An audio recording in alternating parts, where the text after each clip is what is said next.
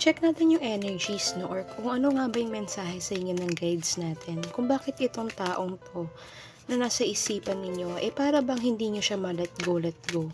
O kumbaga para bang hindi nyo siya mabitawan ng tuluyan. Okay, so drop ako ng mga cards dito and let's check. So anyway, sa mga gusto pa na magka-private reading sa akin para mas makuha ninyo yung exact messages or kasagutan sa mga katanungan ninyo, please just message lang sa aking Facebook page, Readings by Elle with 3K plus followers. Hindi po ako nag-entertain ng private readings here sa TikTok kasi nga po may mga scammers po na gumagaya sa akin. So take note of that and also pa-subscribe po sa aking YouTube channel, Readings by Elle. So sige, start na tayo. So buhat pa na ako ng mga cards na nagre-representa sa naging past connection or kung ano yung nangyari sa inyo ni person. So take note, this is a collective reading. So ibig sabihin nito, yung ibang messages dito is para sa inyo and yung iba is para sa ibang mga kapanood nito. Okay. So I can say, yung iba sa inyo, nagkaroon kayo ng disconnection ni person. Kumbaga, hindi na kayo nag-uusap ng taong ito, may pagtigil sa communication. Some of you naman, ang specific messages, isa sa naging parte ng problema ninyo before is family, about daw sa family. Or sadyang hindi kayo magkatugma ng social status also. Yan yung sinasabi dito. And some of you naman, may kinalaman yung blockage, ang naging blockage sa inyong dalawa is yung pagkakaiba ninyo ng hobbies or kung ano yung mga bagay na gusto nyong tahakin sa buhay ninyo. Pero sige, bakit nga ba?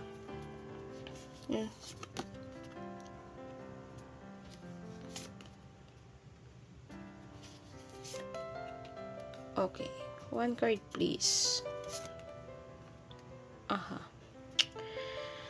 So, actually, yung sinasabi sa inyo ng guide, some of you kasi, kaya hindi nyo pa mabitawan si person. Kasi nga parang hinahunt pa rin kayo ng past. Okay? Parang kahit pilitin ninyong mag-move forward, alam niyo yun, para bang nagka-flashback sa utak ninyo yung past connection ninyo ni person. Some of you naman parang pinipilit pang mang-stalk kay person Paano kayo makaka-move forward?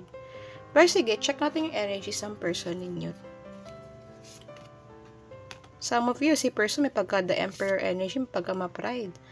May Temperance card, Oh, wow. Okay, na-gets ko na. Kaya ako bumuhat ng ibang cards para mas makita ko yung pinaka-message. So, I can see na kayo kasi may divine connection pa kayo ni person. Anong ibig sabihin? This card kasi represents also a connection or love, relationship. Temperance means patience or understanding. So, overall kasi, since chinek ko rin yung energy ng person ninyo, same din pala kayo sa nararamdaman ni person. Kumbaga, si person, para bang minumulto rin siya ng past ninyo. Some of you, malinaw, may feelings pa yung tao. Pero meron talaga akong specific message na nakuha dito Although hindi lahat sa inyo na makakapanood nito is para sa inyo yung specific message na to.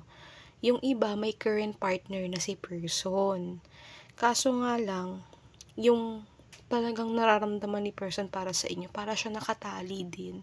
Na kahit sabihin nating meron na itong partner. Pero kasi, alam mo yung parang mas humihigit ka pa rin sa lahat para kay person kung ikukumpara niya rin sa current partner niya or sa ibang tao. So, I think you should fix this. Pero kasi nasa inyo pa rin yun kung ipupursue nyo tong connection na to or, you can just let go na lang talaga kahit na iistorbo kayo. Kasi nakatali pa yung energies niyo sa energies ni person. Kasi we have all our own free will. May mga decision tayong dapat tahakin natin. And tayo lang yung po pwede makapagpabago ng tadhana or destiny natin.